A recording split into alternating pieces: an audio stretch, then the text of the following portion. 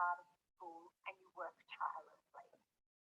All organisations are defined by their leaders, especially in challenging times. I would therefore like to pay special tribute to Rabbi James Kennard for his incredible leadership.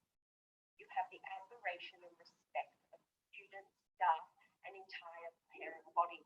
You continue to strive to make Unscopus the best it can be. It is a pleasure to work with you. Our senior staff work closely with the lay leadership of the school. Together, we hope to ensure that the Scopus experience of today continually raises the bar in educational excellence, but is also available.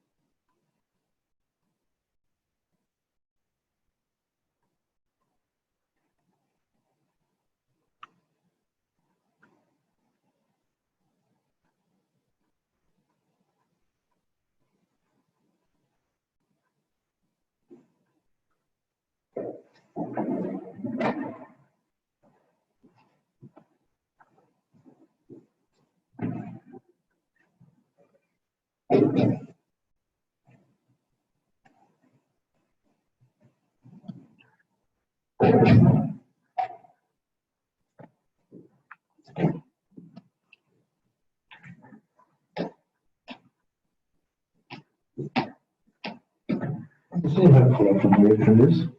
That this Biden's son is, that they're just not letting it, they're not letting the story get out.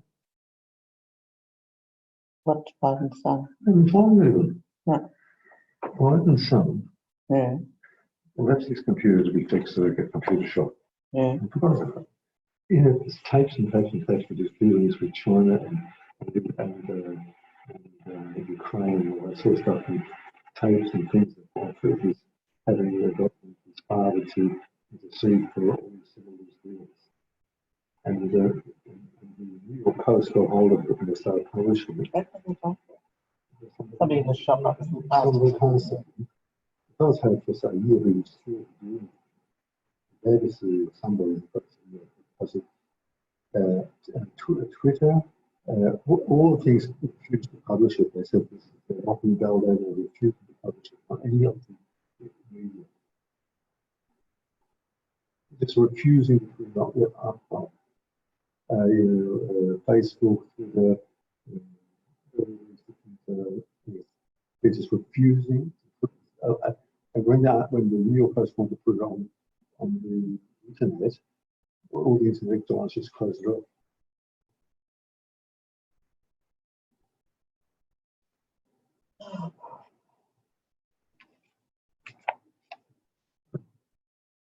And it's clear that Biden took $1.5 billion from China. Somebody who actually is an agent for his family. It's all there. But New York Post got all the details. There's thousands of stuff. And it's just not been published. On what grounds are they refusing to publish that? Because I said, this isn't validated, it's just causing trouble and hatred and we can't, and it's not validated stuff, we can't publish stuff. Why is it validated? Because it's just the rumors and all this sort of thing. There's just, you can get on the internet, you'll have a look on Fox News, they just not putting it out. And they didn't have any head of station published, because it was obtained illegally.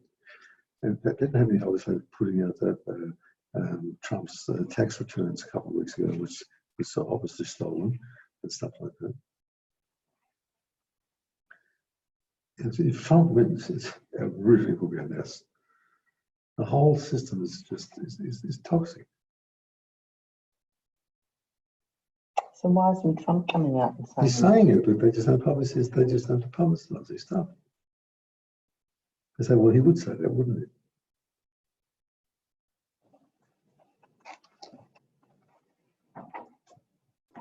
He's coming out saying it.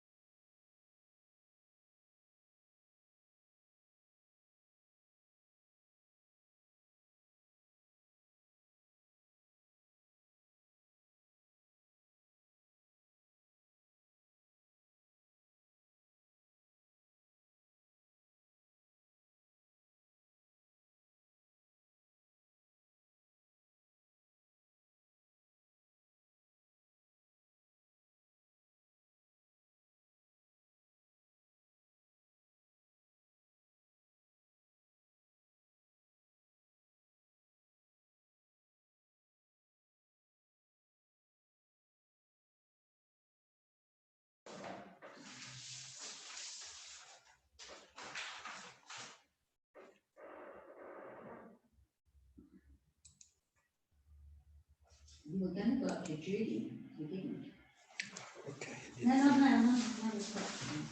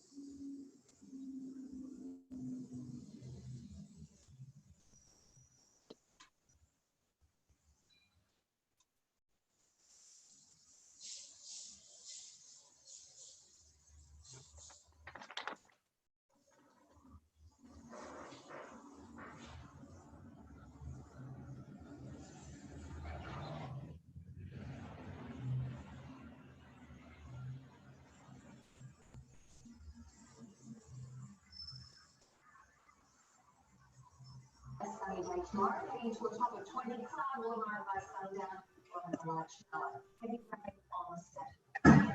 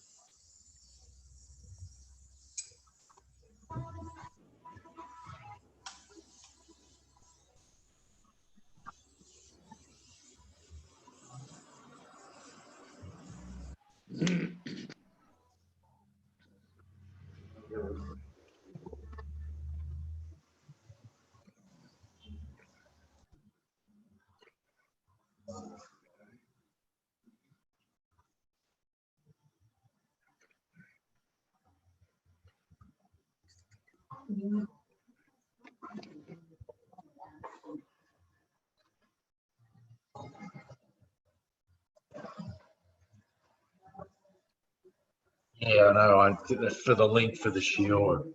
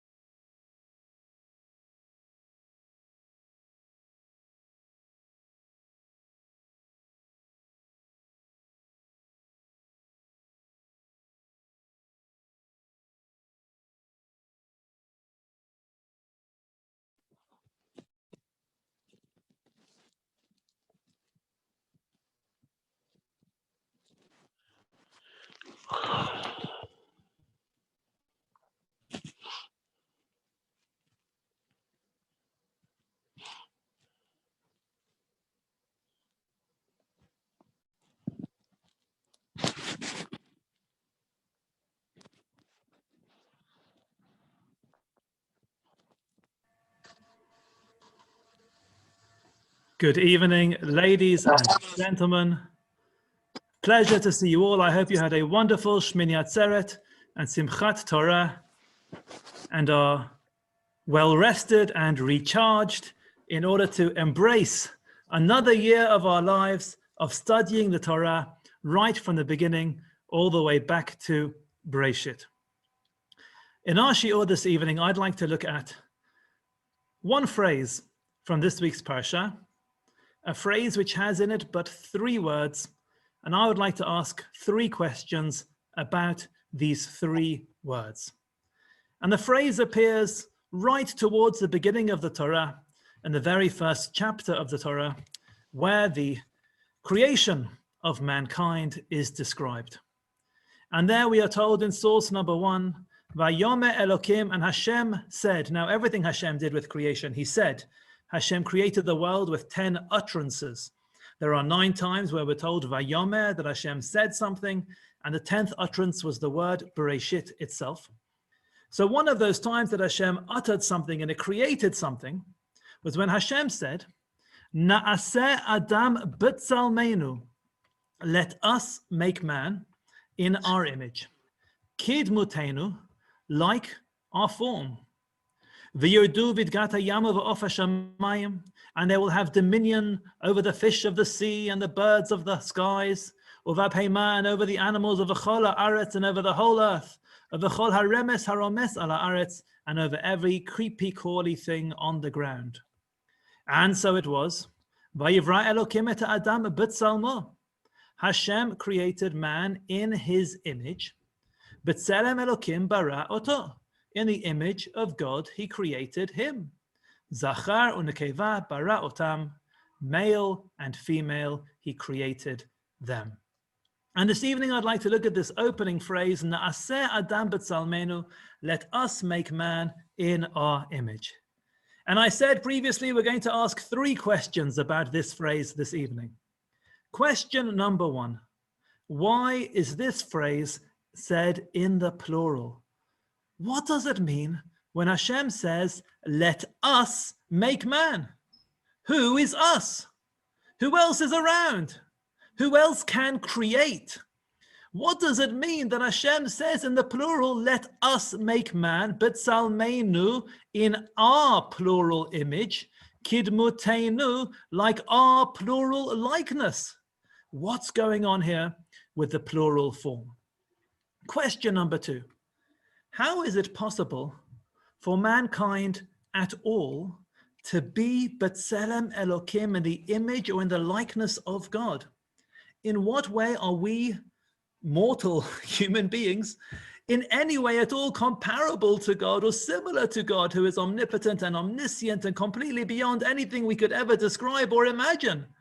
Is there anything godly or godlike about our form and our image that we could say that a human being is like HaKadosh Baruch Hu? And question number 3, what does it mean that Hashem even has a tzelem? Before we even ask how a human being can be similar to Hashem's image, does Hashem have an image? Does Hashem have a form? Does Hashem have a likeness? Of course he doesn't. So what does it mean that we are created in his image. Does that suggest Hashem has an image, that there are plurals? There's heresy left, right, and center here. How are we supposed to understand this phrase? So let's return to our first question. Why is it written here in the plural, let us, plural, make man? The Midrash in source number 2 tells us, Vayomer Elokim na'aseh Adam, Hashem said, let us make man. Lemi amar, who was he talking to? Lamalachim shehem ruchot. Hashem was addressing the angels who are spirits. Lechach nitya'etz bahem bevriyat Adam, and hence he consulted with them prior to creating mankind. Va'al titman, don't be so surprised that Hashem takes the counsel of angels prior to creating us. Why? Shekol ma shakadosh baruch hu oseh im bnei Adam. Whatever Hashem does with human beings, mitya'etz b'malachim, he first takes the advice of angels. Now Hashem knows everything, and Hashem does not need advisors, and Hashem does not need advice. So what does it mean? What's going on here? That Hashem is taking advice from angels. Ne'aseh Adam, let's have a discussion now. What do you think? Should we create man? Shouldn't we create man? Is this a good idea or not? What's going on? And if you think it is unusual and perhaps even inappropriate that the Torah writes in the plural that Hashem said, let us make man, about his discussion with the angels, you're not alone. You're in very good company. Moshe Rabbeinu himself was concerned, as the Midrash continues. When Hashem commanded Moshe to write the Torah, Amar lo HaKadosh Baruch Hu, Hashem said to him, Moshe, Ktov, write as follows. Na'aseh Adam b'tzalmenu kidmutenu. Hashem was dictating and he said to Moshe, please write down, let us make man in our image like our likeness. Amar lefanav, Moshe responded, Ribono shel olam, master of the universe. Mipnei ma ta noten makom leminim. Why are you creating this space here for heretics to get things wrong? Shiomru, what are they going to say? Kishtei rishayotem. Moshe says to Hashem, you're taking a very big risk here. You are inviting heresy. You're opening up a whole field of people to say that there were two beings at the beginning of the world, Apsu and Tiamat, or whatever Babylonian myth or other culture. You're feeding into that kfirah, that heresy, by writing in the plural. Amar HaKadosh Baruch Hu Moshe. Hashem responded to Moshe, Ktov ma she'ani omer lecha. Write what I tell you to write. V'chol harotzeh lit'ot yiteh. Whoever wants to make a mistake, let them be mistaken. Why? Why is Hashem prepared to take that risk? Because there is a great lesson he wants to teach us, which is worth that risk. And the lesson is, Ki mimeni yimildu kol ba'ei olam. Everybody in the world should learn from me. She'im ba gadol la'asot davar, if a great person comes to do something, yitol eitzah mikatan, they should take advice from a lower person. Shaharei ani, for I, Hashem, am leading by example. Keshabati livrata Adam, when the time came to create mankind, nimlachti malachei hasharet, I took the counsel of the ministering angels. Hashem says to Moshe, I'm prepared to take the risk of being misunderstood. And I'm prepared to take the risk of even allowing people to make false claims about the unity of God, because I want them to know the importance of asking other people for advice. And however great you are, never think that you are too great to ask somebody else for their opinion, to ask somebody else for advice. If I, Hashem, can ask people for advice or angels for advice before creating mankind, you human beings should also be able to take advice from others, even though you may perceive them to be lower than you. Sometimes we might think that asking for help or asking for advice is a sign of weakness. It's a sign that we can't do everything ourselves. The truth is actually the opposite. Asking for advice is a sign of strength. The most powerful people in the world are people who are surrounded by advisors. Having lots of advisors is a sign of strength, not a sign of weakness. If you don't ask anyone for help, that's a sign of weakness.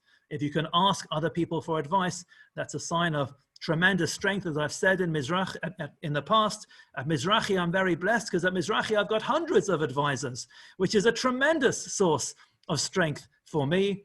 The more advisors you have, the stronger you are. Nobody is too great to ask other people for advice, and Hashem is prepared to take the risk of being misunderstood in order to teach us that lesson. We have a similar structure in a few weeks' time when it comes to the destruction of Sodom and Amorah in Parshat Vayera. Because there we're going to read, first we'll start with next week, Parshat Noach. Because when it comes to Migdal Bavel, we're going to read in source number 3, Vayered Hashem lirot et ha'ir va'et ha'migdal asher banu bnei Adam. And Hashem came down in order to see the city and the tower that the humans had built. It's the story of Migdal Bavel, the Tower of Babel. What's going on here? The Torah writes that Hashem came down to see what was going on. Does Hashem need to descend to understand what's going on in this world? Is Hashem confined to one physical place? And if the entire claim of Migdal Bavel in heaven, and they need to build a tower in order to reach him and in order to fight him up there, aren't you just perpetuating that misunderstanding by writing in the Torah that Hashem came down to see what was going on? Similarly, in source number 4, when it comes to the destruction of Sodom and Amorah, Hashem says, Erdana ve'er'eh, I am going to descend and see.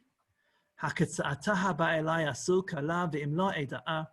like the cry that has come to me, that's what's really happening, I'll destroy them. And if not, then I will know. Hashem says both about Migdal Bavel and Sodom and Amorah, I will come down and look. How on earth are we supposed to understand that? Rashi in source number 5 explains, Vayered Hashem lirot, and Hashem came down to see, Lo hutzrach lachach. Hashem didn't need to go anywhere or do anything in order to see what was going on. Ela ba lelamed ledayanim. Hashem wants to teach a lesson to judges. And this isn't only judges in a strict formal court setting. It's a message for all of us, because we all naturally judge the people around us and the situations and circumstances that we're exposed to. And Hashem wants to teach us. Shelo yashiu hanidan ad shir'u v'yavinu. Do not find the defendant guilty until you have seen and understood yourself. That's what it says in the Midrash. Hashem wants to teach us a lesson not to jump to conclusions before we judge a situation, before we decide that something is negative or bad or that we have to take drastic action against it. We have to go down and see what is going on ourselves. And Hashem is prepared to take a risk that people might think that Hashem is in heaven and that he's not down here, or that Hashem isn't around. Hashem is prepared to take that risk because sometimes you have to take risks for the sake of a greater good. And the greater good is teaching us in this instance that you have to, number 1, take the advice of others, and number 2, you have to see what's going on before jumping to conclusions. Before we move on to discuss this concept of Tselem Elokim itself, I'd like to look at the actual discussion which took place, which appears in another midrash. When Hashem summoned the angels and he said, let us make man, what should we do? The midrash in the Bereshit Rabbah, in source number 6, records the conversation that took place. Amar Rabbi Simon, he says, when the time came for Hashem to create Adam, the ministering angels were split into different factions. V'chaburot, there were different groups. This is a very controversial decision. Mehem omrim al yivra. Some angels said, do not create man. Umehem omrim yivra. And some said, create man. And now the Midrash describes what different midot, different qualities or different angels in heaven claimed. Chesed omer, chesed, loving kindness said, yibareh, create man. Shehu gomel chasadim, because he does kindness. 1-0 to creating man. Chesed has scored the penalty. The emet omer, along came truth and said, Al Yivara, don't create mankind. Shekulosh garim, because he's full of lies. The quality of pure truth said, how can you introduce mankind into this world with all their truth or with all their mistruths and lies? It's one all. Along came Tzedek. Tzedek Omer, justice said, Yevarai should be created. Shoset stakot. Man performs justice. Create him. 2-1 to creating man. Along came Shalom, and Shalom Omer said, Ali Yivara, don't create him. De kuleik tata, because he is full of arguments, friction, and tension. And so it was 2-all. Chesed and Tzedek said man should be created. Emet and Shalom said we should not be created. Hashem had the deciding vote. Ma'asa HaKadosh Baruch Hu, what did Hashem do? Natal emet v'shlicho la'aretz. Hashem took truth and threw it down to earth. Now, this is an amazing concept which deserves to be studied in its own right. The place of truth in our world, and what does it mean that truth came down to earth? Hu hadad ichtiv, and that's what's written in Daniel, where it says, Vatishalech emet arza, that truth was thrown down to the earth. And the angels weren't very happy about that. Amru malachei asharet lifnei kadosh baruch hu, the angels said to Hashem, Ribono haolamim, ma tam vazeh tachsis al tichsei shalach. What are you doing, showing such disrespect to the respected leader of your court? Is this the way to treat emet? Ta'aleh emet min haaretz. The angel said to Hashem, bring emet back up again. Hadahu dichtiv, and that's what it means when it says in Tehillim chapter 85, emet me'eretz titzmach. Truth will sprout, will flourish, will grow from the earth. It's a very big midrash. And there are lots of questions we could ask about this midrash. What on earth is going on here? Or what in heaven is going on here? But I'd like to ask one question.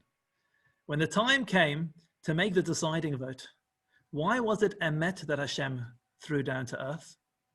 And not, who else was against us? And not Shalom. Why was emet removed from the argument? And I believe we can explain that it is because if Shalom was thrown down to earth and emet was left in Shamayim, emet would still have won the argument, because truth will prevail even when it's in a minority. Hashem needed to remove truth from the equation in order to achieve what he wanted to achieve. And this element of this midrash, which is just one ingredient of a very complex midrash with many messages and elements, is an empowering and important, reassuring message for us. That sometimes when we grasp onto emet and we'll find ourselves in the minority, and if it was down to democracy, then emet would have been outvoted a very long time ago. But the fact that you're in a minority shouldn't discourage you and shouldn't put you off, because ultimately, emet me'eretz titzmach, truth will ultimately prevail. And that's because truth will always prevail, even if it is a minority, which is why in that context, Hashem needed to throw emet down to earth. So far this evening, or afternoon, if you are in Israel, we have looked at the discussion to create man, why it was in the plural. Now I'd like to move on to a different question. And the question is, what is Tselem Elokim? It's a phrase which we throw around. Everybody is created in the image of God. What does that mean? What does Tselem Elokim mean? And the classic explanation is Rashi's explanation in source number 7. But Tselem Elokim bara oto, human beings were created in the image of Hashem. Perish lach she'oto tselem hamutukan lo. It's referring to the image which is specifically belonging to Hashem. Tselem diukan yotzrohu. It is the image, it is the likeness, it is the mold of his creator. So according to Rashi, Tselem Elokim means the image of God. However, I believe it is worthwhile noting that Rashi's grandson, Rashbam, disagrees. Because Rashbam says in source number 8, B'Tzalmenu, when Hashem said, let us create God in our image, whose image was he talking about? According to Rashi, Hashem said, B'Tselem HaMelachim, in the image of angels. And when it says that Hashem created God, man, B'Tzalmo, in his image, it's not his image with a big H, it's his image with a small h. B'Tzalmo means in the image of man. Hu B'Tselem Elokim, which is the image of angels. I'll explain by going back to source 1. According to Rashbam, we have misread the pasuk, and I have misled you so far. I apologize if that's the case. But Rashbam says as follows: Vayivra Elokim et Adam B'Tzalmo. God created man in his small h image. God created man in man's image, not in God's image. God created man in man's image. B'Tselem Elokim bara, he created him in the image of angels. Because Elokim here does not mean Elokim, it is Elohim. It's not a reference to God, it's a reference to angels.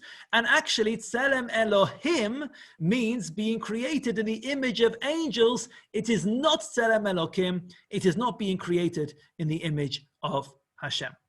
So just letting you know that not everybody agrees that Tselem Elokim is even a reference to Hashem. But that is clearly the majority view and the consensus view. So if we continue along those lines, how are we supposed to understand this classic approach? What is Tselem Elokim? What is it about us that is God's image? Rashi says in source number 9, Kidmotenu, when Hashem says in our likeness, it means Lahavin Ulahaskil. Humans are like Hashem because we have the ability to understand things and to use our intellect.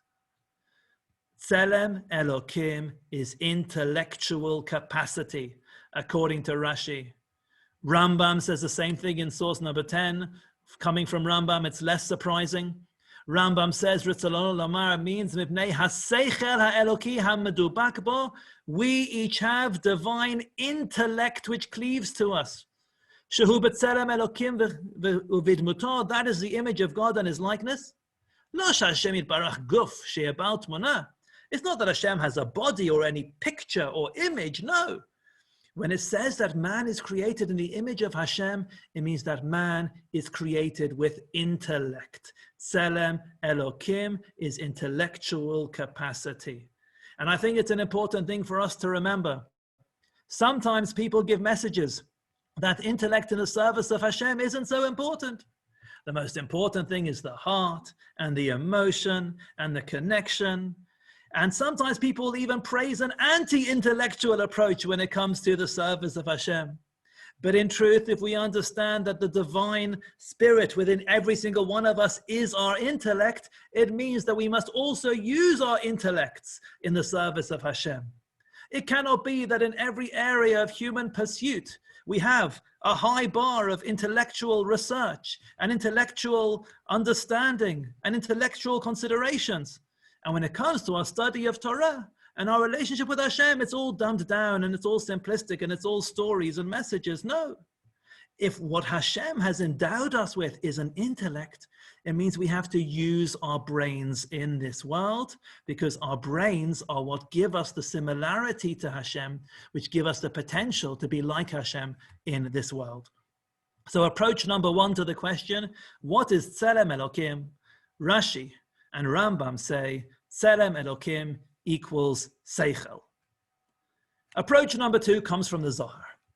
The Zohar says in source 11, in what way can man be similar to God? Amar Rabbi Avahu says, Baneshama, it is a reference to our souls. Shehi Kedusha, for our soul is holy. V'lo techalel olam, and will never expire, will never end.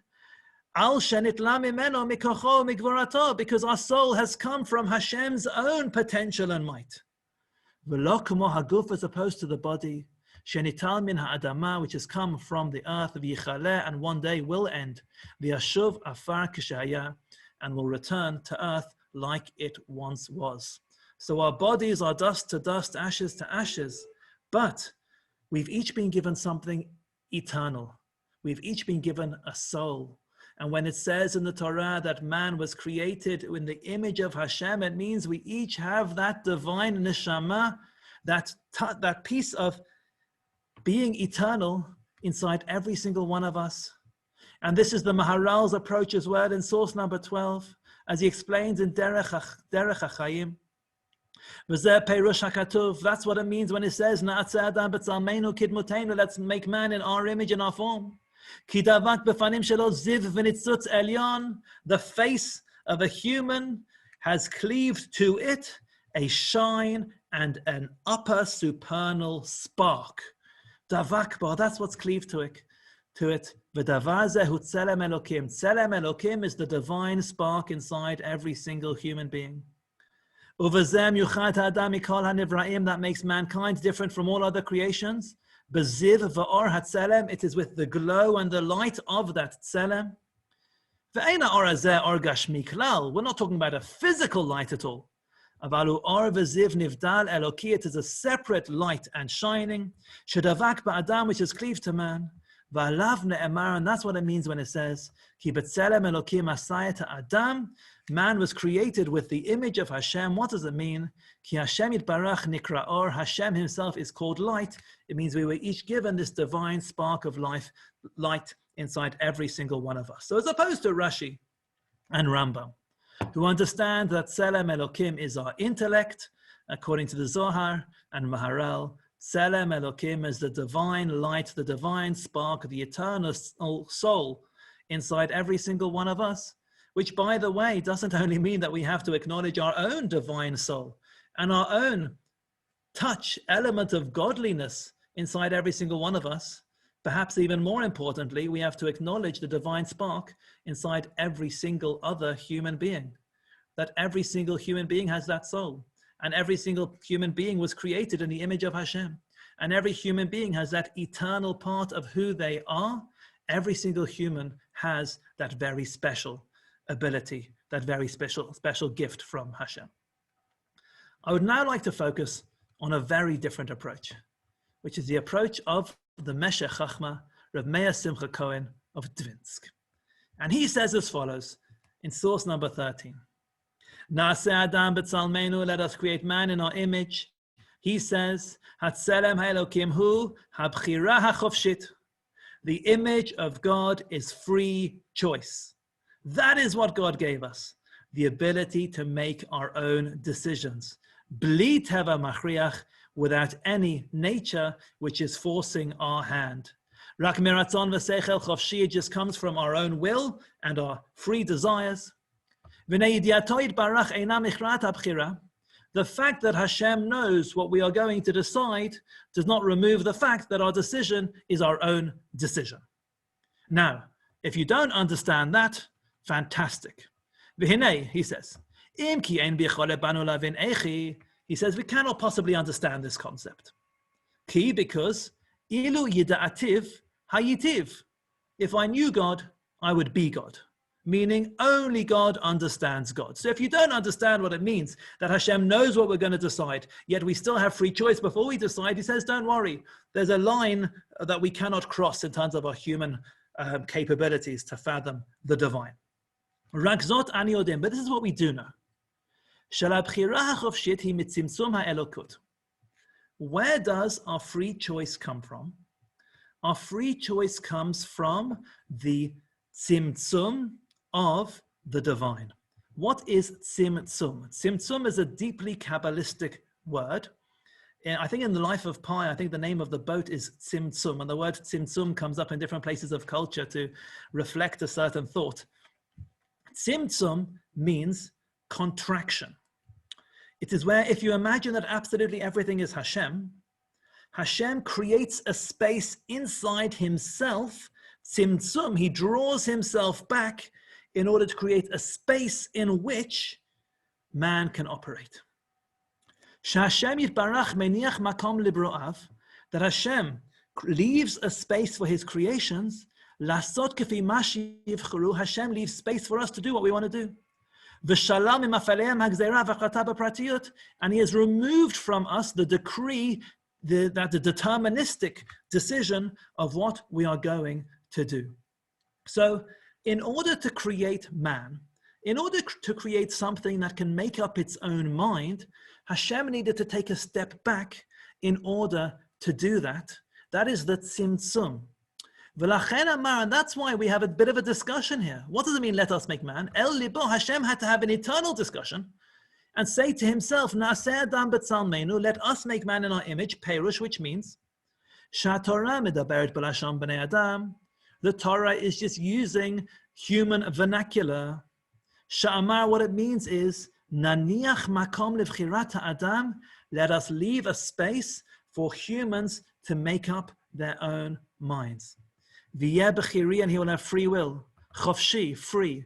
La'asot tov or ra, to do good or bad. Kasher yachbot nafsho, as his soul desires. V'yuchal la'asot dvarim neged mizgei tiv'o v'neged hayashar b'nei Hashem. What makes us godly as humans? What makes us godly as humans is the fact that we can rebel against God. The fact that we can go against our nature, and the fact that we can do things that Hashem does not want us to do. Our free choice is that which makes us like Hashem, which is an amazing thing. Rebellion itself is a godly feature because it's an expression of the fact that only God and humans can make up their own minds and do what they want to do without being told what to do. And you know, when reading through this, I know that some of you don't really like it when I talk about angels. You know who you are, I know who you are. But you're smiling, yeah. So I want you to know something. This isn't necessarily a message about God and angels. When we had a shiur about Parashat V'zot HaBracha, I spoke about Moshe's challenge as a leader. How Moshe's role was to enable the people to be less Moshe-centric, less dependent on God, and for them to be independent people. And it's very much the role of the leader and the role of the parent to do this tzimtzum. The parent must take a step back in order to allow the child to be their own independent person. In order for a child to learn to walk on their own 2 feet, the parent has to step back and watch the child trip up and fall and pick themselves up again and let them make mistakes. And it's not only when a toddler is learning to crawl.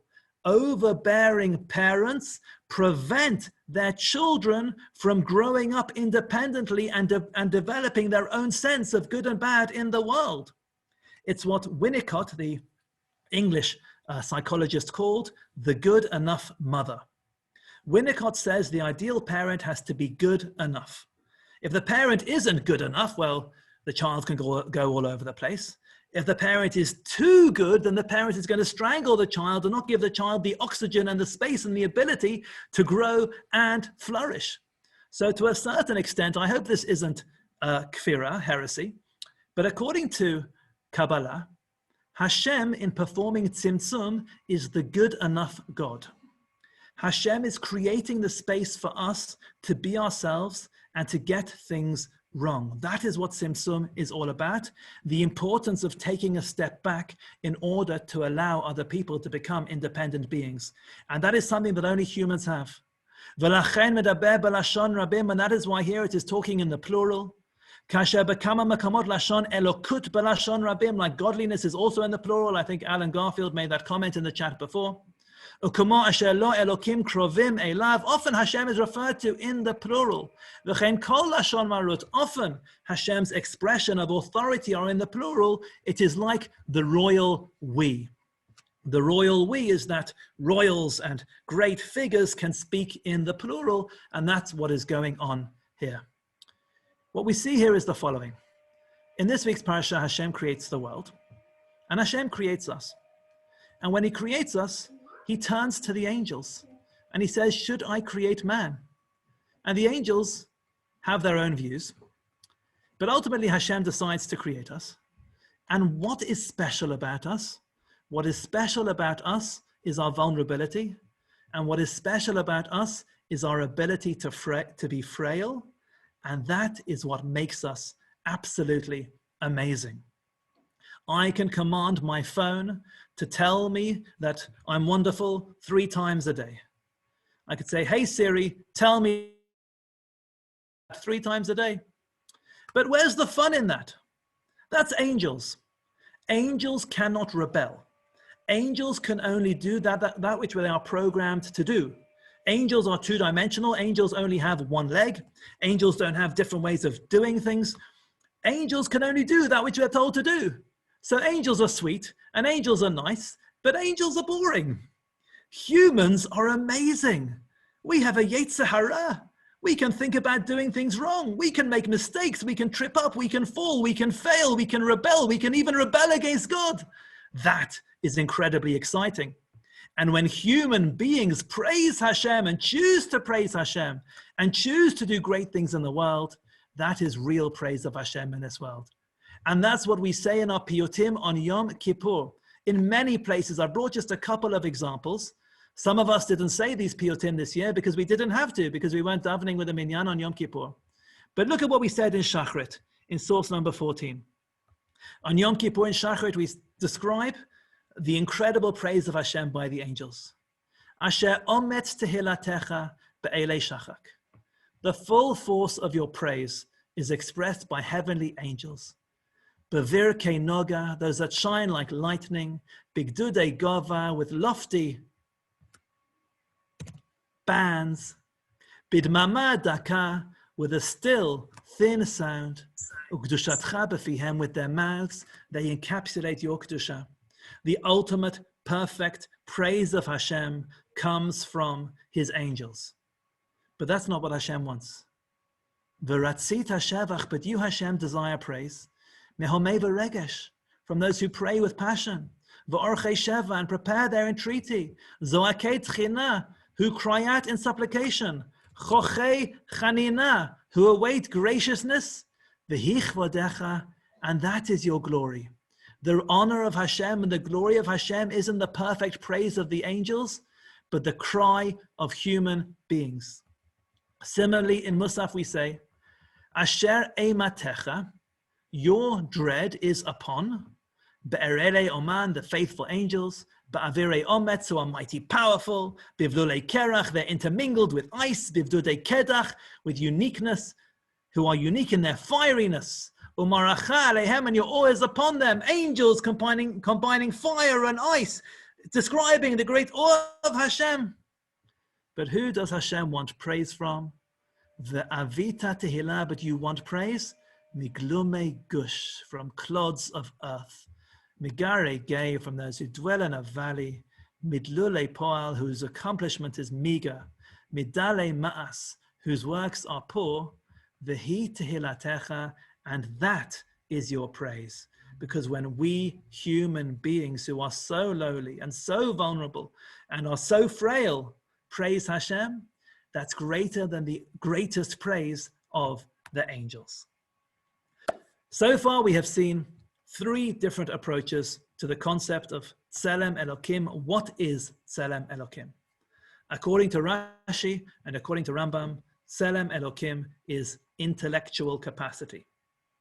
According to the Zohar and the Maharal, Tselem Elokim is the divine spark, that eternal soul inside all of us.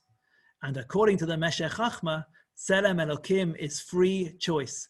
And what makes us godly is the fact that we can decide what to do ourselves. I'd like to conclude this evening with one more approach, which is Rav Soloveitchik's approach.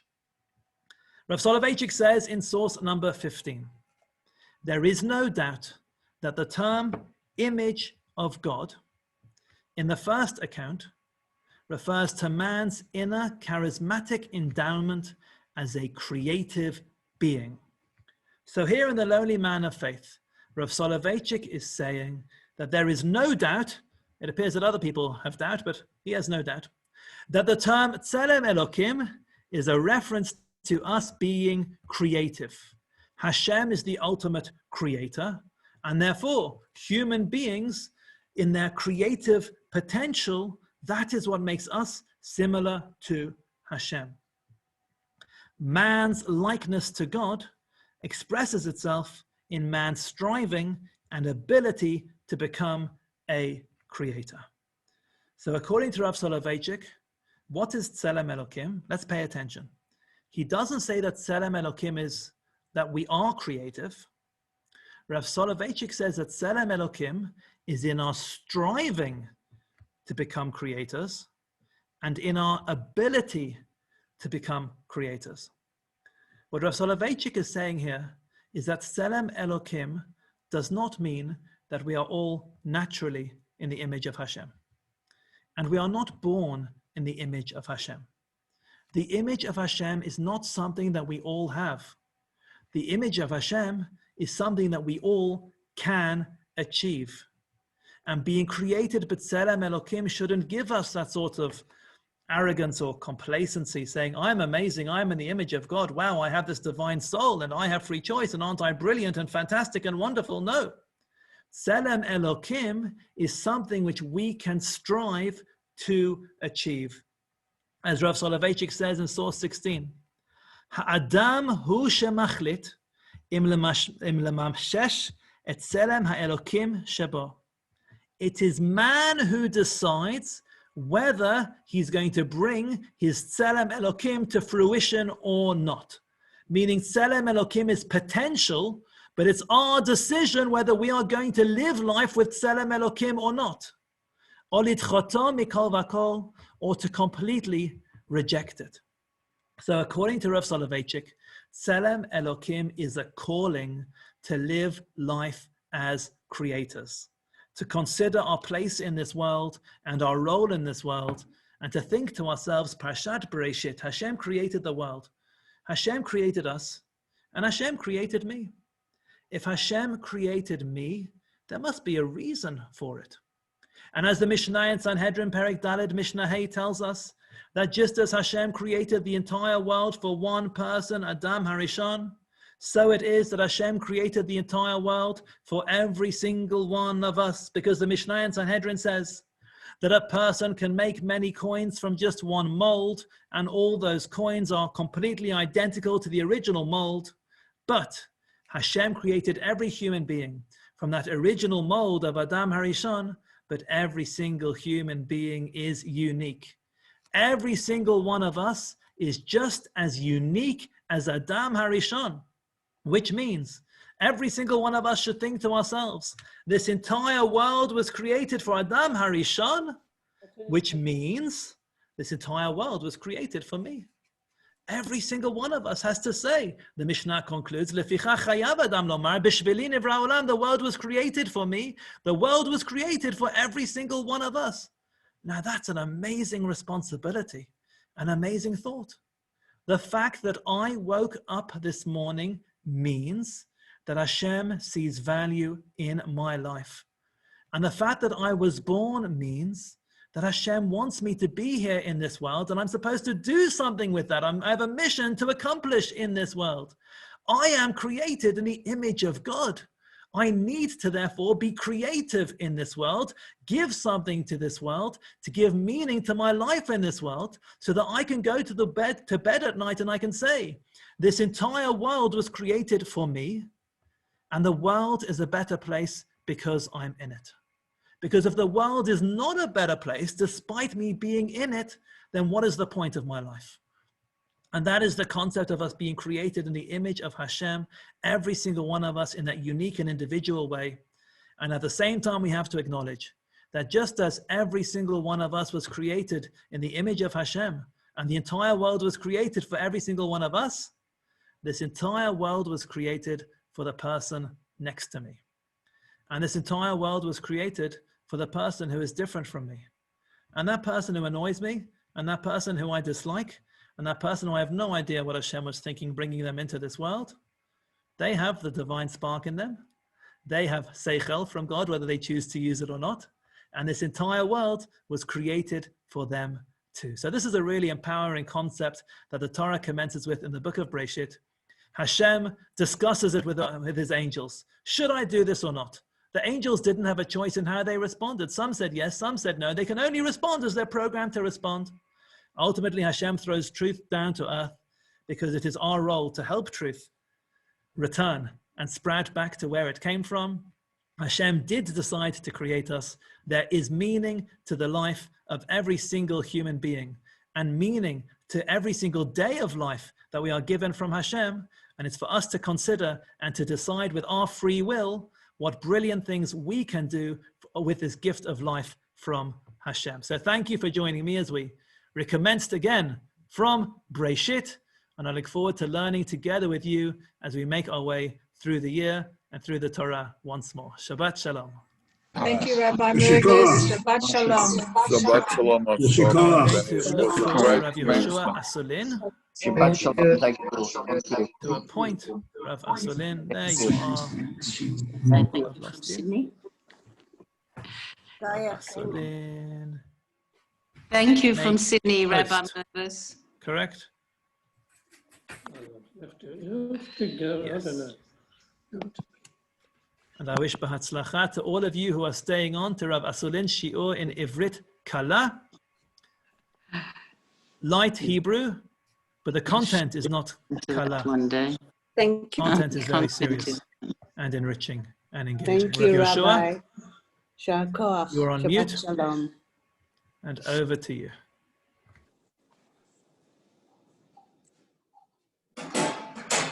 Let's see what he has to say, the Brit Kala.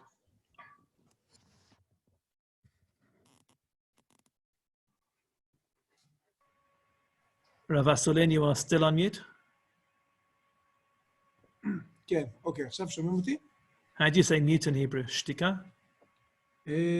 האמת היא שזו שאלה טובה.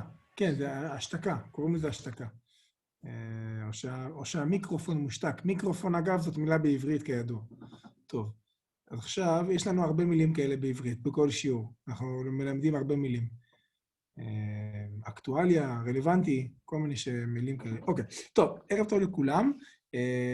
פרשת בראשית, יש כל כך הרבה נושאים לדבר עליהם, חשבתי לעסוק קצת באחד מנושאים שהטרידו רבים במהלך הדורות, והוא כל מיני טענות שיש סתירה, כן? אתם יודעים איזה סתירה? בעברית זה מאוד מעניין. בעברית לימודית, או בעברית ישיבת, או בעברית ספרותית, סתירה זה contradiction, אבל בעברית מודרנית, אם אתה שואל אנשים ברחוב, אז סתירה זה slap in your face. אז כשמישהו סותר על פניו של מישהו אחר, כן? אבל בשפה הספרותית, סתירה זה contradiction. באמת, שאלה שהטרידה רבים, לכאורה נראה שיש סתירות בין התורה לבין המדע. מדע זה science, ועכשיו מגיעה השאלה, אנחנו מדברים על ספר בראשית כמובן, מדברים על בריאת העולם, התורה מספרת לנו איך העולם נברא, והיום אנחנו עומדים בשנת 2020 מול מדע שטוען כל מיני טענות, והשאלה הגדולה היא, מה אנחנו עושים עם כל מיני סתירות, או סתירות לכאורה, בין התורה ובין המדע. אני רואה, אני אומר, אנחנו בשיעור נמצאים פה לא מעט אנשים, לכן אני לא יודע אם זה נכון עכשיו לפתוח את זה סתם כשאלה, אבל אם אתם יכולים להרים ידיים, אז אני רק מנסה לעשות איזשהו סקר, כמה אנשים פה מוטרדים משאלות של תורה ומדע? מבחינת, אם אנשים פה באמת אומרים לעצמם, כן, זה שאלות קשות, אנחנו צריכים לטפל בהן, או סליחה, יש לי שאלה טובה. אתם יודעים איך להרים יד בזום? אם אתם יכולים להרים יד, האם קיימות סתירות בין תורה לבין המדע? בואו נתחיל את השאלה, היא הרבה יותר קלה. שאלה קלה, שאלה פשוטה. האם יש סתירות? מה דעתכם? אתם יכולים להרים יד? אם אתם חושבים שיש סתירות, תרימו יד. אוקיי, אפשר להרים יד בווידאו כמו אלן גרפילד וכמו שאני עושה, אבל לדעתי יש אפשרות להרים פה ב-reactions, יש לכם ב-reactions ואפשר לעשות, לא להרים יד, לעשות כזה. אתם רואים שאני אעשה ככה? אז אם יש סתירות, give me a thought, תביאו, תעשו אגודל למעלה. זה נשמע טוב יותר באנגלית, thumbs up. אוקיי, אז אני רואה שרוב האנשים פה חושבים שאין סתירות, אם אני מבין נכון, או אני מבין שאין סתירות. האמת, זאת שאלה מורכבת, אבל בצורה פשוטה אני חייב להגיד שלפי עניות דעתי, אני חושב, הטענה הבסיסית שאני חושב עליה זה שלא יכולות להיות סתירות בין התורה ובין המדע, אוקיי? אבל זה לא אומר שהמדע צודק. רגע, מצוין. יש סתירות לאלה ויש סתירות לאלה, שיש להם בעיות, אבל זה לא אומר שאחד צריך להיות correct, נכון, וזה לא נכון. רגע. אז האמת היא כזאת. אם אנחנו כבר מדברים על עברית, אז בואו נתחיל להסביר. כשאני אומר את המשפט, האם יש סתירות בין תורה ובין מדע, אז בואו נזהה, יש לנו סתירות בין תורה לבין מדע. מה הכוונה? מה זה אומר המשפט הזה? אז סתירה אנחנו יודעים, סתירה זה contradiction. וכאשר אנחנו אומרים סתירה, אנחנו מדברים על כאשר רק אחד יכול להיות נכון. הייתי אומר שזאת מעין סתירה לוגית, סתירה לוגי, כן, מלשון לוג'יק באנגלית. סתירה כמו מתמטית. אם אני צודק, אז אתה לא צודק. לא יכול להיות ששנינו צודקים. אני מדבר על סתירות כאלה. והשאלה היא, האם יש סתירות כאלה בין התורה ובין המדע? כמובן, כמו שאני חושב שצריך לשאול בכלל, מה זה המדע? שאלה, גם כן חשוב, שיש סתירות לכאורה בין מדע למדע. יש הרבה דעות במדע לגבי המדע ומה נכון ומה צודק. נכון. אז אני קודם כל רוצה להתחיל באיזושהי טענה יסודית שאיתה אני בכלל מתחיל לעבוד כאדם מאמין, ואני אסביר מה אני מתכוון, אבל כמובן שאם אני אומר משהו שמישהו לא מסכים או רוצה להתווכח, אז אפשר לעשות unmute ולהקשות, אבל ברמת העיקרון אני מאמין בלב שלם שלא יכולה להיות שום סתירה בין התורה ובין המדע. לא יכולה להיות בהגדרה, by definition, ואני אסביר מדוע, מסיבה מאוד פשוטה. אותו אחד שנתן את התורה, במקרה הוא גם אותו אחד שברא את העולם. זאת אומרת, הכל בא מאותו מקור, לא ייתכן שהדברים האלה לא יעבדו ביחד.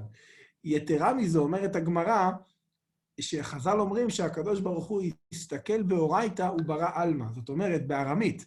השיעור שלנו זה בארמית, בעברית קלה, לא בארמית קלה, והכוונה היא שהקדוש ברוך הוא יסתכל בתורה, ולפי התורה הוא ברא את העולם. זאת אומרת שהתורה הוא כמו blueprints של העולם. והקדוש ברוך הוא ברא את העולם בצורה שהוא מתאים לתורה בצורה מושלמת, כמו כפפה ליד. זה ביטוי, שמשהו מתאים כמו כפפה ליד, כן? כמו, בטח יש משהו כזה גם באנגלית. אז לכן לא ייתכן סתירות. מה הבעיה? הבעיה זה שלפעמים זה נראה שיש סתירות. ואז אנחנו צריכים לבוא ולשאול את עצמנו, סתירה אנחנו יודעים מה זה, אבל מה זה מדע? ואולי גם צריך לשאול את עצמנו מה זה תורה. אז בואו נתחיל מהמדע. כאשר יש איזשהו תפיסה מוטעת, misconception, תפיסה מוטעת בהבנה מה זה מדע. אז מה זה בעצם מדע? האם מדע הוא האמת?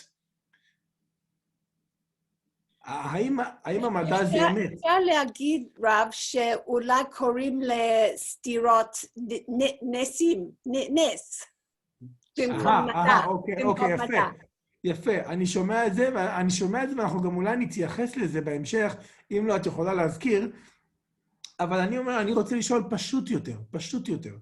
האם המדע הוא אמת? האם המדע... אז קודם כל, הקדוש ברוך הוא, אני אמרתי משפט קודם, מי שנתן את התורה, הוא גם ברא את העולם. הוא לא ברא את המדע, הוא ברא את העולם. המדע זה המצאה של בני אדם. זאת אומרת, המצאה אנושית. הקדוש ברוך הוא ברא את הטבע, את העולם, את המציאות, reality, והוא גם נתן לנו את התורה. המדע הוא לא הטבע, נכון? Science is not nature. המדע הוא לא הטבע. המדע, מה הוא בעצם? הוא בעצם התבוננות, הוא ניסיון אנושי, ניסיון של בני אדם להבין את הטבע. על ידי שאנחנו מסתכלים, רואים דברים, ואנחנו שואלים את עצמנו, מה זה? איך זה עובד? למה זה קורה? איך זה התחיל? וכולי, כדי שנוכל להבין את זה, כדי שנוכל לשכפל את זה, so that we can duplicate, imitate וכולי, שאנחנו רוצים להשתמש בזה לעצמנו, כן? הוא נתן לנו את השכל כדי להבין איך העולם נברא, וכל the laws of nature. נתן את האדם. זה נכון, אנחנו לא באמת מבינים. צריך לזכור שאנחנו לא באמת מבינים. ואגב, אני לא יודע כמה אנשים כאן בקבוצה יש מדענים, אני יודע שיש פה רופאים, אני לא יודע כמה מדענים יש פה, אבל מדענים רציניים יודעים שאנחנו לא יודעים.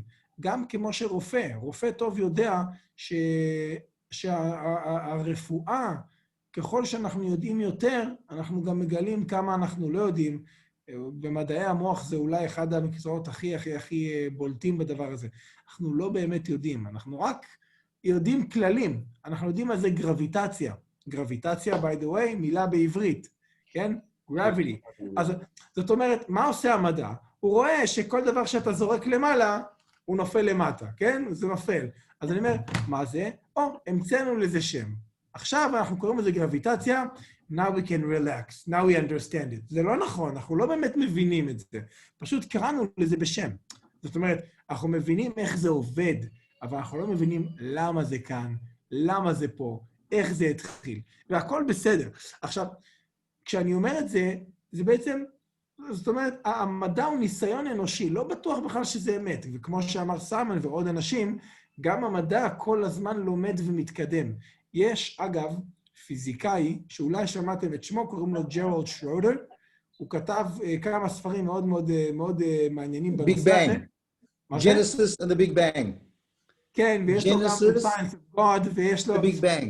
כן, והוא באמת, בגדול, אני אומר עוד פעם, אני לא הולך להתעסק בזה כל כך הרבה, ואני תכף גם אסביר למה, אבל הרבה מדענים טוענים היום שבסופו של דבר המדע, כן? Science will catch up to the Torah, כן? ואפשר לראות את זה קורה. Don't get me started. יש דברים בתורה שלא יאומן, שהם הגיעו כל כך הרבה לפני זמנם, והעולם רק עכשיו מתחיל להבין אותם, מבחינה, אני מתכוון מבחינה אפילו מוסרית, like ethical. זה דברים מדהימים, ואולי גם... אני רוצה להגיד את הדבר הבא. הטענה האמיתית, הסיבה הראשונה שאמרתי, לא יכול להיות סתירות בין תורה לבין מדע. אגב, הסתירות העיקריות, אנשים פה עשו ככה. מה הסתירות הכי גדולות שאתם חושבים בין תורה למדע? לפני שאני מדבר, אם אף אחד לא חושב שיש סתירות, אני חושב שיש הרבה דיונים על סתירות. מה הסתירות שאתם מכירים? רב, אני חושב שזה תלוי אם אנחנו מדברים על פשט או תוכן. יפה מאוד. של התורה או של המדע? או של שניהם? אם אנחנו מדברים על פשט, זה הרבה שיטויים, כן? contradictions. כן. סתירות. אבל זה, אם אנחנו מדברים על תוכן, על התורה, זה דבר אחר. נכון. תראו, אני ממש מסכים, ולמה אני דן בזה דווקא בפרשת בראשית? כי פרשת בראשית היא פרשה שמספרת על בריאת העולם, וגם יש לא מעט היסטוריה על הרבה דורות שעברו מבריאת העולם ועד נוח, לפחות בפרשה שלנו, ועד בפרשת נוח עוד 10 דורות, עד אברהם, ובעזרת השם מדבר על זה אולי בשבת, בין מנחה לערבית, אבל יש הרבה טענות כמו גיל העולם, the age of the world, גיל העולם או האבולוציה, שאגב היא תיאוריה לא כל כך מבוססת כפי שאומרים. אני חושב שהאבולוציה היא אחת התיאוריות, אני לא יודע באיזה מילה להגיד את זה בעברית, אבל באנגלית יש מילה מצוינת שזה נקרא overrated. האבולוציה זה קצת overrated. כולם חושבים שזה אמת מוחלטת, או אפילו חושבים שזאת תיאוריה מדעית, scientific theory, שמבוססת, כן? שהיא כמו רציני. אבל האמת שזה לא כל כך נכון, זה קצת רחוק מהאמת, אבל לכאורה, האבולוציה או גיל העולם סותר את התורה, כי המדע היום טוען שהעולם בין מיליוני שנים, והתורה אומרת רק 5,000 שנה בערך, והתורה אומרת שהאדם נברא, הכל נברא ככה, בבום כזה גדול, והכל נהיה כמו שהוא, אבל האבולוציה אומרת שהיה תהליך והתפתחות ארוכה וכו'. אז לכאורה אלה אולי אחת הסתירות הגדולות שמדברים עליהן, ואני טענתי שלא ניתן להיות סתירה, כי הקדוש ברוך הוא גם נתן את התורה וגם ברא את העולם. אבל יש טענה, יש סיבה יותר חשובה ויותר מהותית, למה אין סתירה בין התורה ובין המדע. והסיבה היא שבעצם התורה והמדע הם הייתי קורא לזה שתי חוכמות שעוסקות בשאלות שונות לחלוטין. או כמו שאומרים בשפה מתמטית, in a mathematical language, זה כמו שני קווים מקבילים, two parallel lines. They never actually gonna meet each other, כן? ככה, כן? קווים מקבילים. מה זאת אומרת? יש כאן התורה והמדע עוסקות בשאלות שונות. המדע מנסה להבין איך דברים עובדים, ולנסות להבין אולי איך דברים קרו, איך דברים התחילו, ברמה פיזית, פיזיקלית, ברמה של עולם החומר, עולם הטבע. התורה לא מתעסקת בזה בכלל, ובשביל להמחיש את זה, אני הייתי רוצה, אני אחלוק איתכם רגע המסך, אני חושב שלפני שמגיעים לספר בראשית, זה ממש דבר חשוב. אתם יודעים, לפני שקוראים ספר, אחד הרבנים שלי בישיבה בכרם ביבנה, אמר לנו אני אמרתי overrated, עכשיו אני אגיד underrated. אחד הדברים הכי underrated שיש בכל ספר, זה ההקדמה. אתם יודעים מה זה הקדמה? הקדמה זה החלק הראשון של הספר. Introduction. והרבה אנשים, הם מדלגים על ההקדמה. הם אומרים, בזבוז זמן, אני לא אקרא את ההקדמה. בואו נחתוך, let's cut to the chase, בואו נקרא ישר את הספר. אבל אמר לנו רב מוישה בישיבה, שההקדמה זה החלק הכי חשוב בספר. מישהו חושב שהוא יודע למה? למה ההקדמה זה החלק הכי חשוב בספר? It introduces the theme. יודעים באיזה כיוון ילך. מדוע הוא כתב את הספר? בשביל מה? לדעת באיזה כיוון הספר הולך זה לא כל כך נורא, זה לא כזה חשוב, כי בסוף כשאתה תקרא את הספר אתה תדע באיזה כיוון הוא הולך. אבל אני חושב, אולי באמת מה שאמרתם, אדם חייב להבין את ההקשר, שאגב גם בעברית היום משתמשים במילה קונטקסט, אבל המילה בעברית זו הקשר. אנחנו חייבים להבין כשקוראים ספר, מה השאלה שהספר הזה מתעסק בה. כי אחרת בן אדם יקרא את הספר, אדם שלא קרא את ההקדמה, יכול לקרוא את הספר, לדעת אותו בעל פה, off by heart, ולעדיין לא להבין. עדיין לא להבין. כי אם אדם קורא את התורה וחושב שהיא משהו אחד, לדוגמה, אם אדם קורא את התורה וחושב שהיא ספר בישול, כן? If you read the Torah and you think it's a cookbook, למה? כי כתוב שאברהם מביא למלאכים לשונות בחרדל, בשר ועוגות, וכתוב גם בתורה איך לעשות את קורבן הפסח, צלי, roasted meat. זאת אומרת, זה ספר בישול. אז אתה לא מבין את התורה, ואתה גם אומר לעצמך, זה ספר בישול די גרוע. It's a very bad one. כן? אז אי אפשר להבין, צריך לדעת מה התורה הזאת רוצה, מה העניין, ובאמת לתורה אין הקדמה. אבל יש הקדמות שכתבו, ואנחנו ננסה בשיעור הזה לעשות איזושהי הקדמה לתורה. תראו, הרמב"ן, אנחנו לא נקרא את הכל, זה עברית יפה. בשמחת תורה, השנה, בבית כנסת קראנו את ההקדמה. יש תמיד את ההקדמה, לא הקדמה, קוראים לזה... הקדמות. הקדמות, כן. שהגבאי מזמין, קורא לבימה לחתנים. ואז כל מיני חרוזים, ריימס, וזה כל מיני דברים יפים על התורה וכו'.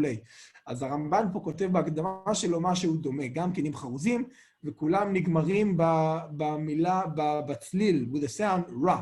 כן, אומר הרמב"ן בשם האל, אני לא אתחיל לכם את הכל, אבל רק קצת בשביל להבין את הרית'ם. בשם האל הגדול, הגיבור והנורא, אתחיל לכתוב חידושים בפירוש התורה, באימה, ביראה, ברטט, בזיע, במורא, אוקיי? אז הוא אומר, אני הולך לכתוב פירוש של התורה, אבל אני מאוד מפחד. מתפלל ומתוודה בלב נדכה ונפש שבורה, with a broken, לא יודע איך לקרוא לזה, heart or mind, אני מפחד, שואל סליחה, מבקש מחילה וכפרה. I'm begging for forgiveness, אפילו לפני שאני מתחיל. למה?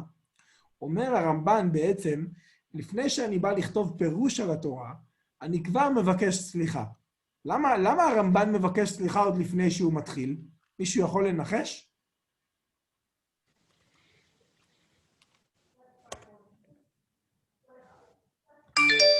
אוקיי, הרמב"ן מבקש סליחה לפני שהוא מתחיל, כי הוא בעצם מבין שהוא אומר, והוא לא שומר את זה לעצמו, הוא מגלה לנו, זה disclaimer, הוא מגלה לנו, אני לא באמת מבין את כל התורה.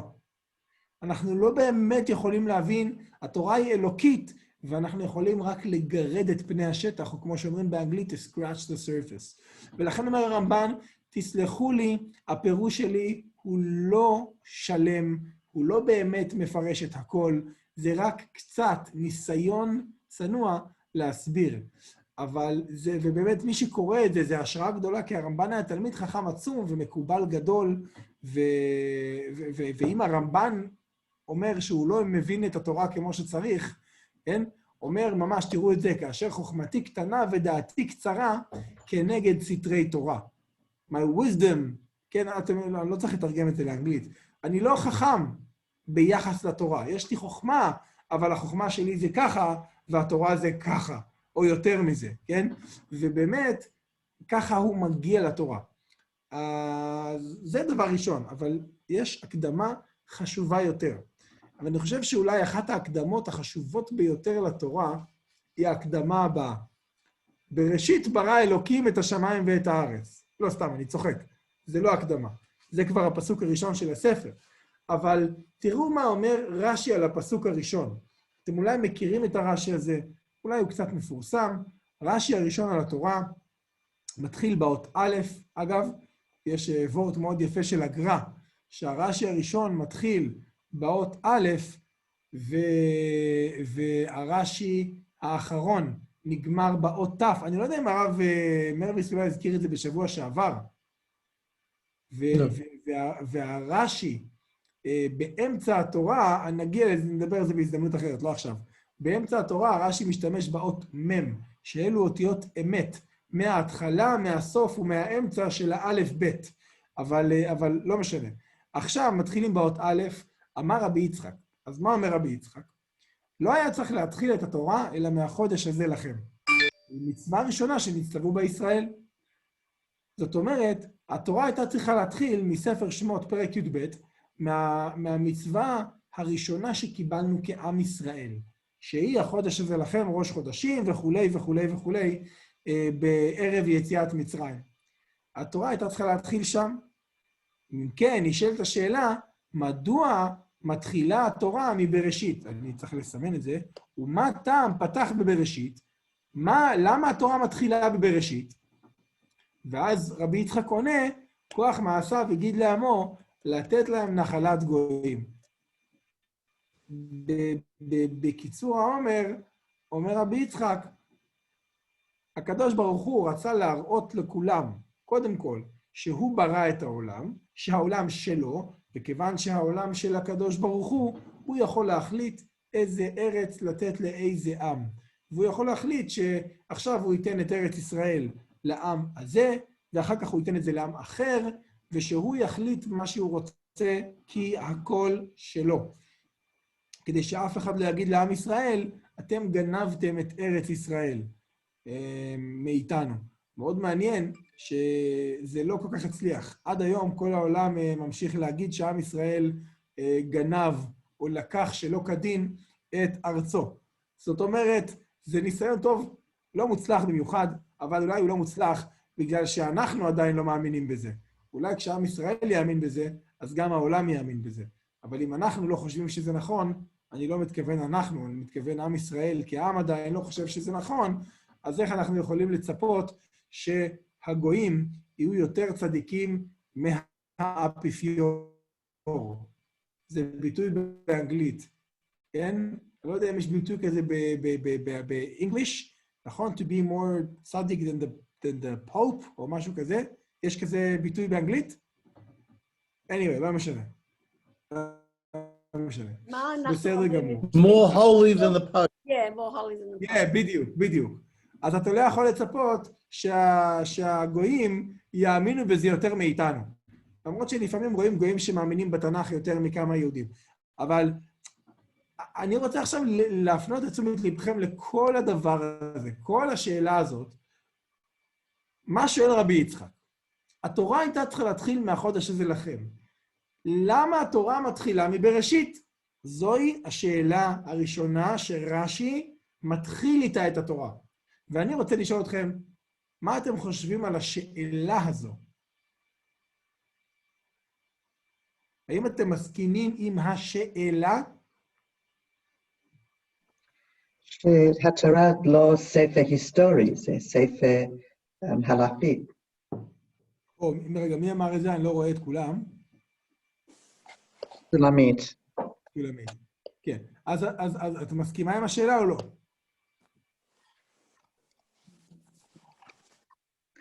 מסכימה עם השאלה של רש"י? עם כל הסיפור של הבריאה, זה שאלה מוזרת. אתה מסכים עם השאלה או לא? יש שאלה, אבל לדעתי, יש הרבה שאלות לגבי הבריאה, לגבי כל מיני דברים שהוא יכול להתחיל הפירוש שלו, וזה קצת מוזר לי, למה הוא התחיל הפירוש שלו בשאלה הזאת. לא, אז אתה שואל שאלה על רש"י, למה רש"י התחיל את הפירוש בשאלה הזו?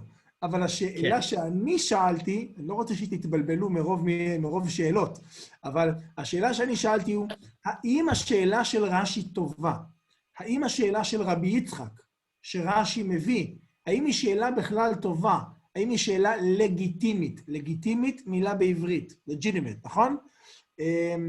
ואני חושב שבמבט ראשון, השאלה הזו אינה לגיטימית. למה? כי אני אגיד, כמובן שאני חושב שהיא כן לגיטימית, אבל במבט ראשון, מה זאת אומרת למה התורה התחילה בבראשית? כן? מכירים את Sounds of Music, יש את ג'ולי אנדרוס שאומרת, let's start at the very beginning, it's a very good place to start, נכון? זאת אומרת, איפה אתה רוצה להתחיל אם לא בהתחלה? אם אתה מתחיל את הסיפור מההתחלה, לא צריך לשאול, למה התחלת מההתחלה? זה ברור. אם לא מתחילים בהתחלה, אז אתה צריך לשאול, רגע, למה לא התחלנו בהתחלה? למה לא התחלנו מבראשית? אבל כשמתחילים מבראשית בבריאת העולם, אני לא הייתי חושב לשאול, למה התורה התחילה בבראשית? ברור, כי זה ההתחלה. שם צריך להתחיל. זה ברור רק אם זה ספר היסטורי. מצוין. זאת אומרת, ולכן, וזה גם עונה לשאלה שלך, סיימן, זאת אומרת, אני חושב שזאת ההקדמה הטובה ביותר לתורה. אם, אתם מכירים הארי פוטר? אתם מכירים את זה? אני לא יודע אם זה, כולם מכירים, נכון? אז האמת שפעם אחת תלמיד ענה לי בצורה מאוד יפה. אני לא הייתי יכול להגיד את זה יותר יפה. אני אמרתי, תראו, השאלה הזאת, אתם מסכימים עם השאלה? ואמרתי להם, מה זאת אומרת? צריך להתחיל בבריאת העולם. ואז הוא אמר, למה? זאת שאלה טובה. הארי פוטר לא התחיל בתחילת העולם, בבריאת העולם, כן? זאת אומרת, וזאת תשובה מאוד יפה, זאת אומרת, כל ספר צריך להתחיל בהתחלה, אבל בהתחלה הרלוונטית שלו. כל ספר יש לו סיפור, ולכל סיפור יש התחלה, אבל לכל סיפור יש התחלה אחרת, וההתחלה היא תלויה מה הסיפור. אז אם התורה הוא ספר מדע, כמו שאמרה שולמית, אם התורה הוא ספר מדע, או ספר היסטוריה, אז צריך להתחיל בהתחלה של ההיסטוריה. ולכן, השאלה של רש"י, של רבי יצחק, לא מתחילה, אין שאלה. כי חייבים להתחיל מבראשית. אבל האמת הברורה, זה פשוט לחלוטין. התורה היא לא, כיוון שהתורה היא לא ספר היסטוריה, היא לא ספר מדע, אין לה עניין בעובדות, אין לה עניין בלספר לך את העובדות, את סדר הדברים לכשעצמו. לכן, אנחנו צריכים לשאול למה התחלנו שם. את מי זה, כי כאילו רש"י שואל את מי זה מעניין, כן? את מי זה מעניין? מה קרה בבריאת העולם? Who cares? זה לא רלוונטי. אז אני חושב שזאת הקדמה טובה. עכשיו, אנחנו צריכים לשאול את עצמנו, אם התורה היא לא ספר היסטוריה, אם התורה היא לא ספר מדע, אז מה היא כן? ספר הוראה. ספר הוראה. ספר הוראה. אני חושב שזו הגדרה לא רעה. האמת שתורה באה מלשון הוראה, נכון? המילה תורה באה מלשון הוראה. זאת אומרת, המדע עוסק בטבע, איך הדברים קורים, אולי למה הם קורים, למה במובן הפונקציונלי, מילה בעברית, במובן הפונקציונלי שלהם, כלומר, איך הטבע מתפקד, how does it function, איך הטבע מתפקד, אבל התורה עוסקת במה לעשות. מה עלינו לעשות? איך עלינו לחיות את חיינו? התורה מנסה להדריך אותנו בדבר השם, איך לחיות כל רגע ורגע, כל יום ויום בחיינו, כאשר אנחנו מבינים שיש לנו איזשהו, אני מבין שהרב מרביס דיבר על צלם אלוקים, נכון? שההבנה היא שיש לנו צלם אלוקים, והשאלה היא מה בדיוק אומר הצלם אלוקים הזה, אבל אולי ברמה הכי פשוטה, וכל ההסברים האחרים הם קשורים להבנה הזאת, שצלם אלוקים יש באדם תכונה שהוא בורא. גם האדם הוא בורא. כל הפירושים קשורים לזה, שהוא בעצם יש לו יכולת לברוא בבחירה שלו, בבחירות שלנו, אנחנו יכולים לבנות את העולם או להרוס אותו. והתורה אומרת לנו מה נכון לעשות. עכשיו, השאלה מה נכון לעשות, היא שאלה שהמדע עיוור לחלוטין. המדע הוא עיוור מבחינה מוסרית. אין לה פיזיקות. הפיזיקה רק יכולה להגיד, אם אתה תעשה ככה, זה מה שיקרה. אם תעשה ככה, זה שיקרה. אבל מה נכון? מה טוב לעשות? יש סיפור, אני לא יודע אם הוא קרה באמת, אבל חמי, אבא של אשתי,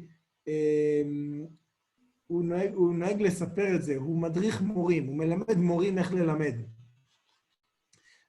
כמובן שכשאתה בא ללמד, אז לכל שיעור יש מטרה, there is a goal, נכון? To each lesson. המפורסם שאתם אולי מכירים, אליסה בארץ הפלאות, שבאנגלית קוראים לזה Alice in Wonderland, אני חושב, ויש סיפור שם, אני לא יודע אם זה קרה באמת או לא, אבל הסיפור שאליס פוגשת את החתול, ואז היא אומרת לחתול, לאן אני צריכה ללכת? היא בדיוק נמצאת בכמו ג'אנקשן, בוונדרלנד, יש אפשר ללכת לפה, ואפשר ללכת לפה, ואפשר ללכת לשם. אז היא אומרת לחתול, תגיד לי, אני צריכה עזרה, תגיד לי לאן ללכת. אז הוא אמר לה, מה החתול אמר? הוא אמר לה, לאן את רוצה להגיע? אז היא אמרה לו, לא אכפת לי, לא משנה לי לאן אני אגיע. I don't care, it doesn't matter. אז אמר לה החתול, אם לא משנה לך לאן להגיע, אז זה לא משנה לאן תלכי. כן?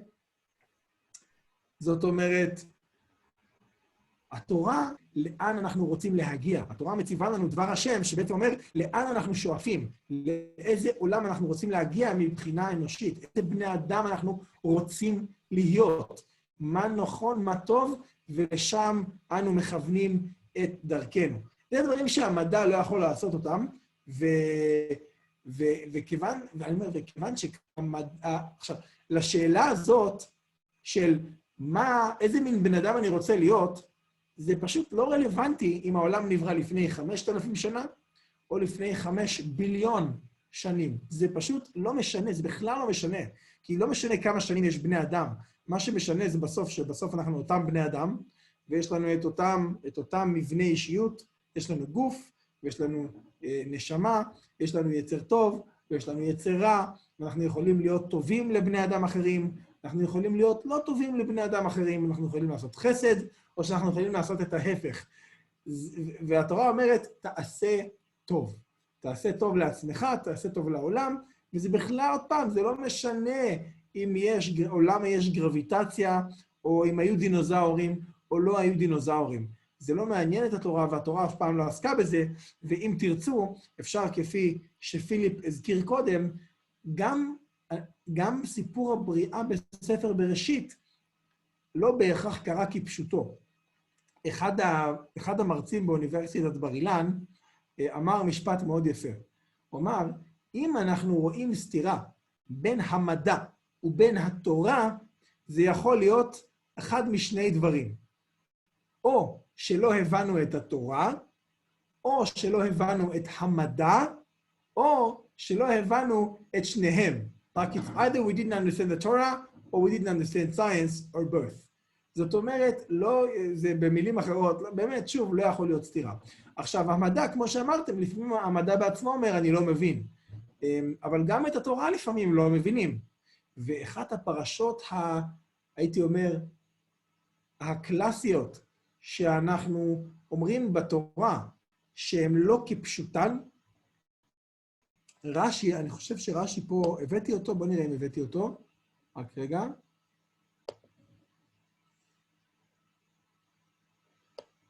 תמחלו לי רגע. רש"י אומר לנו בתחילה, אני חושב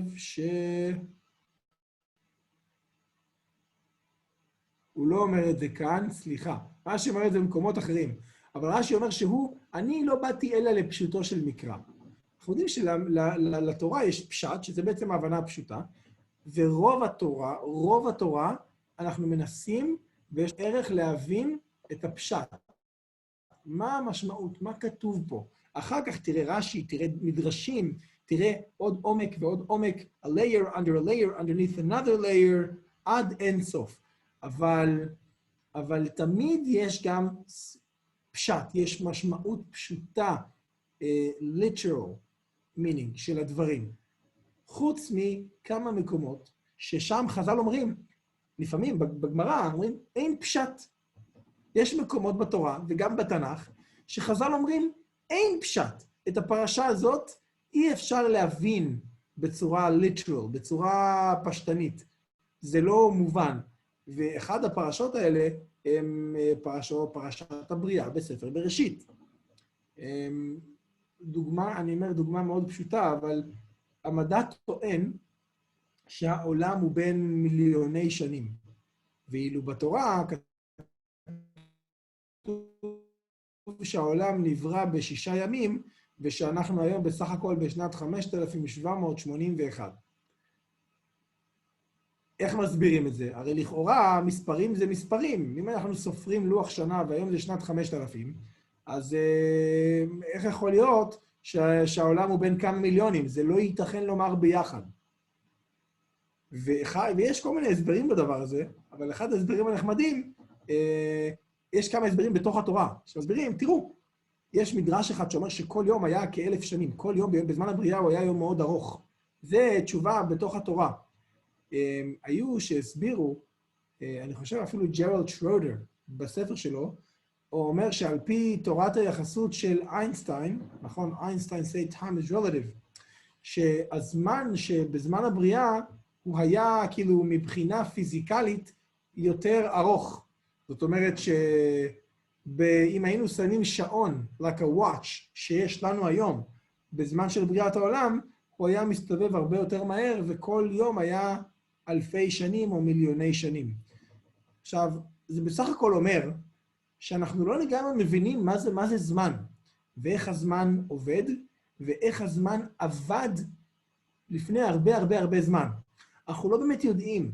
המדע יכול רק לנסות לנחש, לנסות לתת הסברים, אבל by no means אף אחד לא יודע באמת מה קרה ומה היה. ולכן הדברים האלה הם אינם סתירות. אבל לא רק מצד המדע, יש מקומות שגם מצד התורה, לא בהכרח יום זה יום. תחשבו על זה מה זה יום? אם אני שואל אתכם, מה זה יום? איך אנחנו מחליטים מתי היום מתחיל ומתי הוא נגמר? כמה זמן זה יום? 24 שעות, היום. כן, אבל למה? ויהי ערב ויהי בוקר.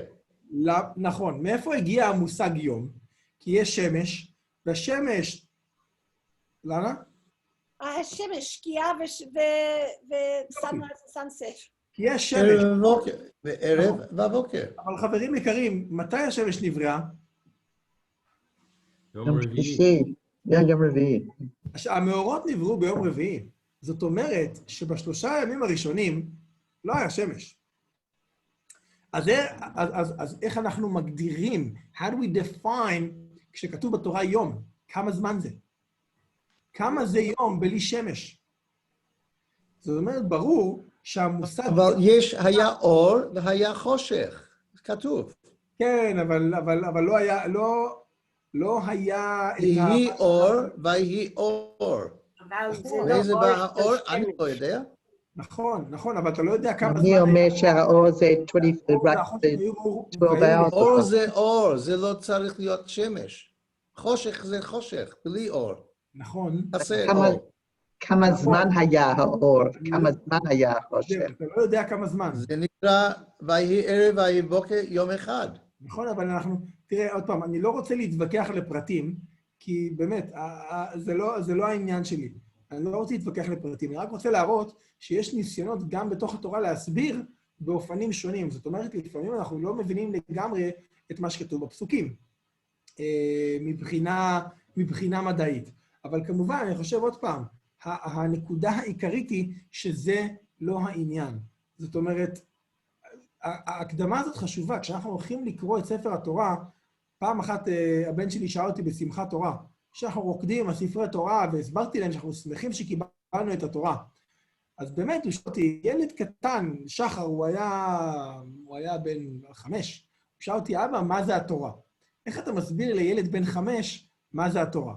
אז אמרתי לו שזה ספר שהשם נתן לנו, שבו הוא מסביר לנו איך לחיות. ככה, כמו שקתי אמרה קודם, זה ספר הוראה, אבל כשמסבירים לילד קטן, אמרתי לו, הקדוש ברוך הוא הסביר לנו איך לחיות, זה כמו user manual.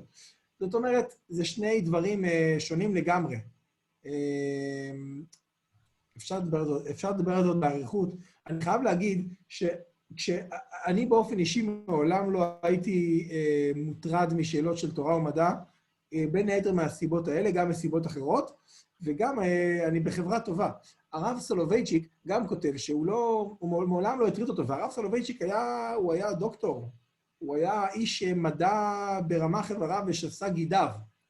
והוא אמר, מעולם לא הוטרדתי משאלות של תורה ומדע, זה לא העסיק אותי, זה לא שאלות קשות. אני לא אומר, זה שאלות מעניינות לפעמים, זה מעניין, זה נחמד, אבל באמת, הן לא שאלות קשות. ומה גם שאני חושב שהיום, בדור שלנו, ואולי אתם מכירים מישהו כזה, אבל בדור שלנו, בדור האחרון, בדורות האלה, אין באמת אנשים שלא מאמינים בתורה בגלל הסתירות של התורה עם המדע. זאת אומרת, השאלות של התורה לא מתאימה עם המדע, הם אף פעם לא הסיבה שבגללה בן אדם בוחר להאמין בתורה ולשמור את מצוות התורה, או לא לשמור. לא בגלל זה. אם יום אחד נוכיח למישהו שהתורה כן צודקת, זה לא או שיש אלוקים, נוכיח את זה מבחינה מדעית, אנשים לא יתחילו לשנות את חייהם. זה לא הסיבה שאנשים הם בוחרים להיות פרום, דתי או לא דתי, זה לא בגלל זה. זה בגלל דברים אחרים. זה בגלל שהתורה, בגלל שההוראות של התורה לא מסתדרות לאנשים עם ההווה, עם היום, לא עם אתמול, לא עם העבר, עם בריאת העולם, לא. I don't care, people don't care much about the past.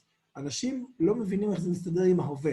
והמטרה שלנו, בעזרת השם, כאשר אנחנו קוראים את התורה, בעזרת השם, מחזור חדש, לנסות לבוא עם המשקפיים הנכונים, אחרי שלמדנו איזושהי הקדמה, ולהבין שבעזרת השם נזכה לראות את התורה, לקרוא אותה, ולראות שזאת הוראה לנו היום, כי האמת שככל שהמדע מתקדם, לפעמים ככל שהמדע מתקדם יותר, זה נראה שההוראות של התורה רק הולכות ונהיות יותר ויותר רלוונטיות. אני חושב אפילו יותר מאי פעם. זה נושא שצריך להעריך עליו את הדיבור, וזמננו תם, וגם רבנו תם. אבל אנחנו לא, אבל באמת ההוראות הן, הייתי אומר, רלוונטיות יותר מתמיד. כי בסופו של דבר אנחנו בדיוק אותו בן אדם, עם אותו יצר טוב ויצר רע, ומה שמשתנה זה רק ה-background, רק הסיטואציות, עוד מילה בעברית, ולכן, בעזרת השם, שהשם יאיר את עינינו בתורתו, ונזכה לקרוא את התורה כל שבוע, כל פרשה ופרשה, ולמצוא שם את הלימודים, את ההוראות, לנו להיום, בשנת 2020, בשנת תשפ"א, איך אנחנו חיים את החיים שלנו היום יותר טוב. וכל מי שרוצה ללמוד מדע זה דבר מבורך, הרמב"ם למד מדע, כל גדולי ישראל למדו מדע, חכמי הסנהדרין למדו מדע, ואני מאחל לכולכם גם כן שתגדלו גם במדע, אבל קודם כל מתוך הסתכלות של תורה. אז שיהיה לכם שבת שלום ומבורך, תודה רבה לכם, וכמובן שהשיעור נגמר, אבל אם יש שאלה אני יכול לענות. תודה. תודה רבה, שבת שלום. תודה רבה. שבת שלום. כל הכבוד רב, תודה. לכולם. שבת שלום לכולם, טוב לראותכם. שבת שלום. להתראות.